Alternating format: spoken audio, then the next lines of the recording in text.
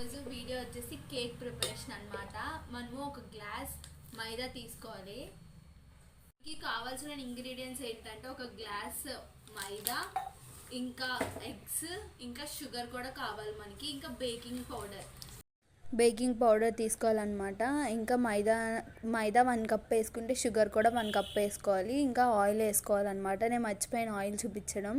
ఇంకా ఎగ్స్ కూడా మనకి సరిపోయినంత తీసుకోవాలన్నమాట.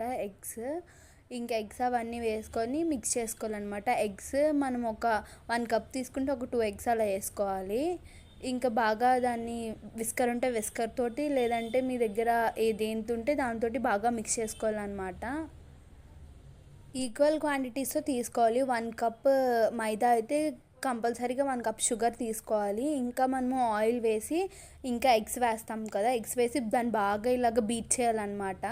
బీట్ చేస్తూనే ఉండాలి. బీట్ చేసి తిప్పండి, బాగా తిప్పండి. మీకు ఓపెన్ ఉన్నంతసేపు బాగా తిప్పుతూనే బీట్ చేస్తూనే ఉండాలి. మనము అది ఒక లైక్ ఫుల్ బబుల్స్ వచ్చేంత వరకు ఒక నొరగలా రావాలన్నమాట. నేను కన్సిస్టెన్సీ చూపిస్తాను చూడండి. ఇలా రావాలి. మనం అంత బీట్ చేసుకోవాలన్నమాట. బీట్ చేసుకొని మన దగ్గర కేక్ ఓవెన్ ఉంటుంది అనమాట. ఓవెన్ ఉంటే ఓవెన్లో చేసుకోవచ్చు. మన దగ్గర ఓవెన్ లేదు కాబట్టి కేక్ ఓవెన్ ఉంటుంది.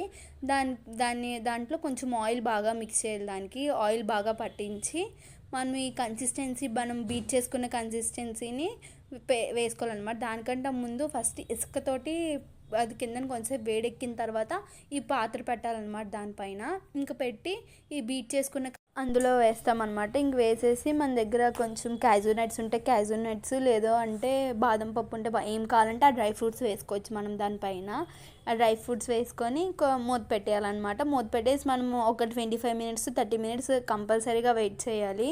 స్మెల్ మాత్రం అది ఉడుకుతున్నప్పుడు చాలా మంచి స్మెల్ వస్తుంది అన్నమాట. ఇంకా నెక్స్ట్ ఒక ఫోక్ స్పూన్ తీసుకొని దాని మీద గుచ్చి చూడాలి అది ఉడికిందా లేదంటే పిండిగా ఉందని చూడాలన్నమాట. ఇంకా చూసిన తర్వాత నెక్స్ట్ మనం అది చల్లార్చాలి. ఒక 5 మినిట్స్ చల్లార్చిన తర్వాత ఫ్యాన్ కిందన అది ఒక ప్లేట్ తీసుకొని ప్లేట్ పైన వేయాలన్నమాట. దాని అంతటికి అది వచ్చేస్తుంది ఆయిల్ అప్లై చేసాం కాబట్టి. ఇంక మనం అది పీసెస్గా కట్ చేసుకోవడమే.